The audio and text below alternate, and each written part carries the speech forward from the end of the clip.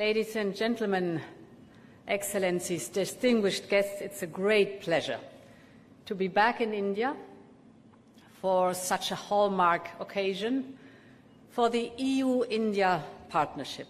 And returning here, it's now the third time as President of the European Commission, is always a welcome excuse to immerse myself in your culture and your democracy, your history, and your modernity. And it was therefore with real privilege and pride that I started this visit by laying a wreath in honor of Mahatma Gandhi yesterday. It was, of course, Gandhi himself who famously said that a nation's culture resides in the hearts and in the souls of its people. And this is certainly true for India, its people and its breathtaking cultural heritage and history. And above and beyond any economic and diplomatic relations, I believe it is culture that binds the people of India and Europe together. We have a shared love of sport, arts and literature. Our students and academics work and deepen their knowledge together. And our companies do business together at a scale of almost unmatched size around the world. All of this makes us natural and long-standing partners as we start our third decade of the strategic partnership. But, ladies and gentlemen, I believe what lies ahead is far greater than what has already been. Although history can always be a useful guide for how to approach the world of today, if we think back to 1947, we see how the soul of this great nation and its struggle through history basically propelled India to its independence. And looking back at the voices of the time, we also hear and feel the resolve and the determination of India to build prosperity and security and democracy for its future generations. As I stand here today in this vibrant and independent country, the largest democracy in the world, the words spoken at the time were as prophetic as they were poignant. And at the same time in Europe, if you compare, we were trying to put back together the pieces of our continent ravaged by war. The countries of Europe chose to come together, to tie their destinies, their security and their prosperity to one another in order not to repeat the mistakes of our past. And this is how the seeds of our European Union were planted. The point is that the world then was fragile, it was fractured, it was on the verge of change that would define the next 8 decades. And both Europe and India, albeit in very different circumstances, understood the need to come together. I believe this is a clarion call for all of us as we stand here in 2025 at another inflection point. I think I don't need to describe the geopolitical and geoeconomic headwinds that both the European Union and India are confronted with. We have all seen how countries are weaponizing their sources of strength against each other, whether natural resources or new technologies or military and economic coercion. We have seen how supply chains and dependencies are used to gain influence or drive wedges between nations and regions. We have seen a more aggressive posture from major powers, and of course the conflicts have destabilized entire regions how countries, in particular in the Global South, are looking for alternatives to what the international system has offered them. And we have seen clear attempts to split off parts of the world into isolated fragments. Ladies and gentlemen, this world is fraught with danger. But I believe this modern version of great power competition is also an opportunity for Europe and India to reimagine its partnership. In many ways, the European Union and India are uniquely placed to respond to these challenges. India is the largest democracy and soon to be in the top 4 of the world's largest economies. It is the leading voice of the Global South. Europe is a unique cross-border democracy and open economy, the largest trading partner for some 80 countries around the world. But this partnership makes sense not only because of our shared values and our close ties, or even because of our respective geographies, demographies, and economies, but it is because our interests in this hyper-globalized world align more often than not. We both stand to lose from a world of spheres of influence and isolationism, and we both stand to gain from a world of cooperation and working together. Because we can offer each other distinctive alternatives and tools to make ourselves stronger, more secure, and more sovereign in today's world.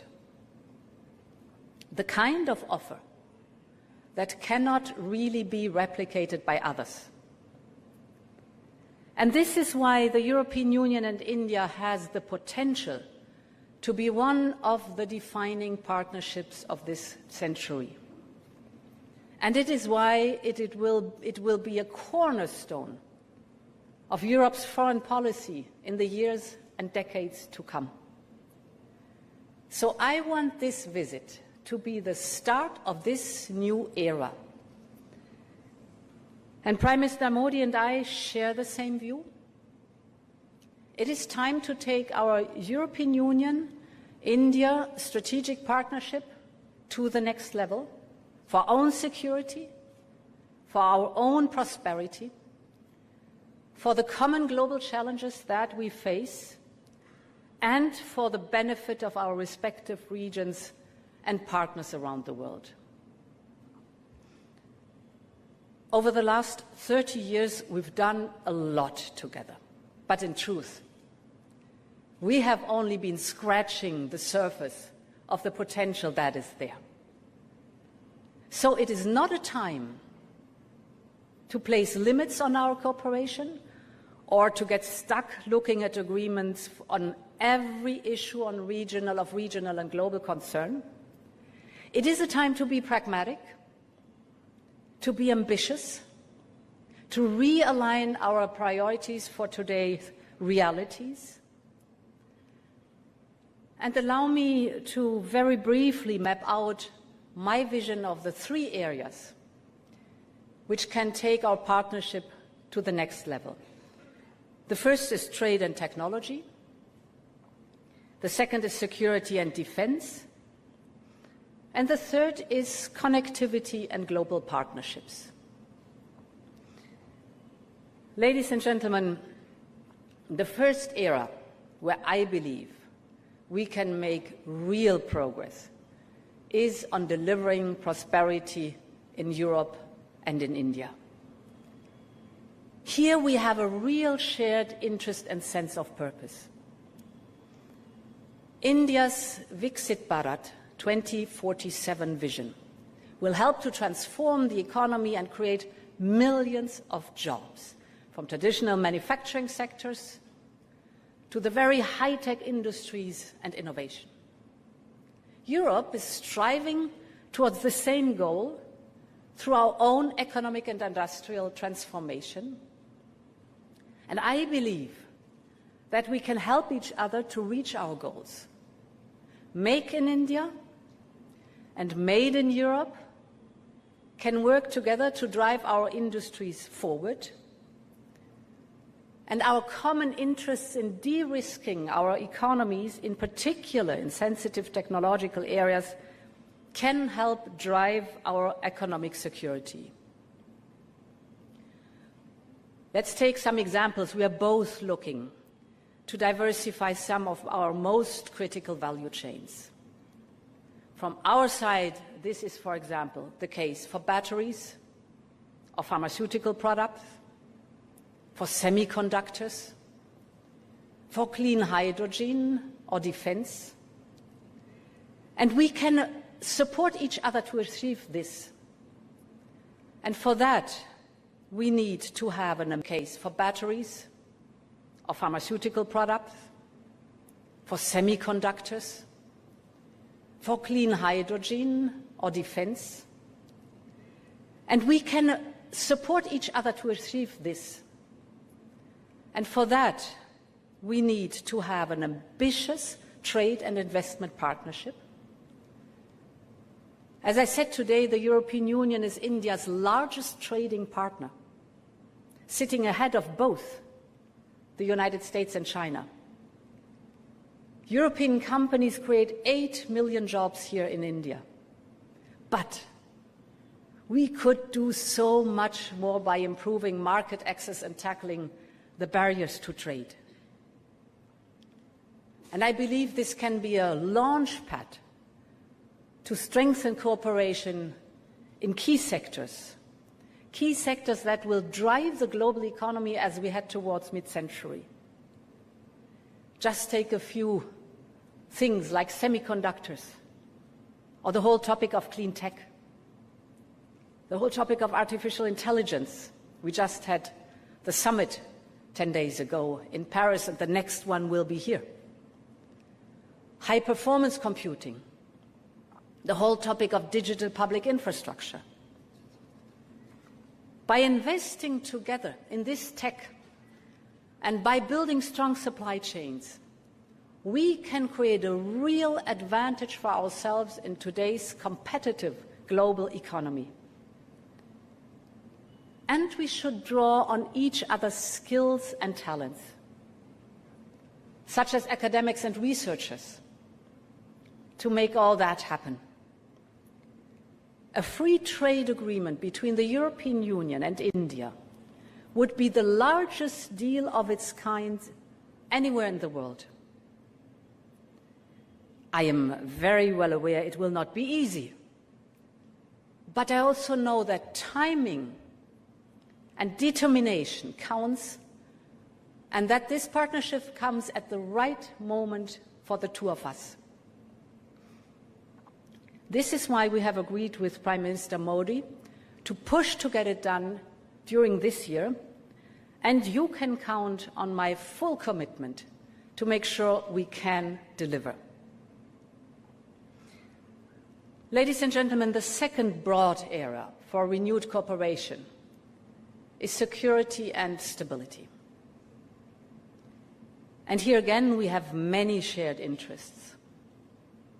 Wars, conflicts, and coups have erupted in Europe, the Middle East, Asia, in Africa, and across different regions. And what happens in one part of the world matters to both Europe and India, even if we sit far apart on the map. Because peace, security, and prosperity are indivisible in this world. In Europe, Russia's goal is to tear Ukraine apart. And we should be clear about what is at stake here. A failed Ukraine would not only weaken Europe, and that is why we have taken historic steps to support Ukraine and its future, But a failed Ukraine would also intensify the challenges in other parts of the world, not least in this region. Other countries around the world are watching very closely whether there's any impunity if you invade a neighbor or violate international borders, or whether there are real deterrents. And this is why we want any peace talks to lead to a just and lasting peace, with a free and prosperous Ukraine that can join the European family. And Europe is ready to live up to its responsibility when it comes to security and defense. We will step up our defense spending to ensure that member states have access to the full spectrum of capability that this new reality demands. But we also want to step up cooperation with crucial partners like India. And this is why I can announce that we are exploring a future security and defense partnership with India, in the mold of the partnership we have with Japan and South Korea. This will help us step up our work to counter common threats, whether on cross-border terrorism, maritime security threats, the whole topic of cyber attacks, or the new phenomenon we see on attacks on our critical infrastructure. So there's a lot that we can build on. For instance, the recent collaboration on maritime security. And I'm delighted that India's interest in joining defense industrial projects under the European Union's permanent structured cooperation is obvious. India is working hard to diversify its military supply and to access new capabilities. And I believe we can help each other to deliver on our security objectives. For instance, we can join forces where we have technology and expertise, if you just take the topics of cybersecurity, but also space, the whole topic of drones. And this is not only about stability in our respective regions, but it is also a key part in strengthening our economic security and ultimately our prosperity. And this is why security should be at the core part, a core part of our new strategic partnership with India. Ladies and gentlemen, the third and final element I will touch on is the need to deepen our connectivity links and our global partnership. And here, there's a lot that Europe can learn from India. India has been the leading voice bringing to the fore the concerns of many countries in the global south. Addressing these issues becomes all the more important in a world where major powers are pulling at the seams of the international system. And I believe India and Europe have a real opportunity to step up, to invest in each other, and to invest in our global partnerships. This is in our core economic and national security interest. India can play a unique role as a bridge between the global south and the rest of the world, between the Indo-Pacific and Europe. And Europe is ready to invest to help to bring that to life. Through Global Gateway, that is our €300 billion infrastructure offer for infrastructure abroad, through Global Gateway, we can invest in projects that transport energy across India and between India and the world. And this is just the start of what can be done to build this connectivity between India, Europe, and the regions between us. the IMEC, well known by all of you, the India, Middle East, Europe corridor, that we launched here in New Delhi in 2023 during India's G20 presidency, in my view, is a historic opportunity to bring this to life. It's amazing as a project. This can be a modern golden road directly connecting India, the Arabian Gulf, and Europe. It's fascinating. It has a rail link that will make trade between India and Europe 40% faster. Just imagine. It has an electricity cable and a clean hydrogen pipeline, so energy from India to Europe and vice versa. It has a high-speed data cable to link some of the most innovative digital ecosystems in the world. So this corridor is much, much more than just a railway or a cable. It is a green and digital bridge across continents and civilizations. And it can help bring us closer together. It can help boost trade on everything you can think of, from batteries to the topic of clean hydrogen and the whole range of digital services. So this can be a real win-win-win for Europe, for India, and for our partners. We are ready to invest in concrete projects that can already start making these connections happy. Europe is open for business, and we are ready to invest in our common future with India. Ladies and gentlemen, investing in our common future. This is the driving force of this new era of partnership between Europe and India. So in troubled times come great opportunities. And I believe 2025 is a historic window of opportunity to build an indivisible partnership between India and the European Union. Our interests align. Our commitment is ironclad.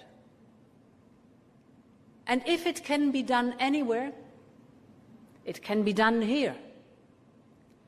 Because as Romain Rolland, the French writer and great admirer of India, said, and let me cite it, if there is one place on the face of earth where all the dreams of living men have found a home, from the very earliest days when man began the dream of existence, it is India. End of quote. And today, we are one step closer to making our common dream a reality. So thank you very much for your attention, and long live our friendship.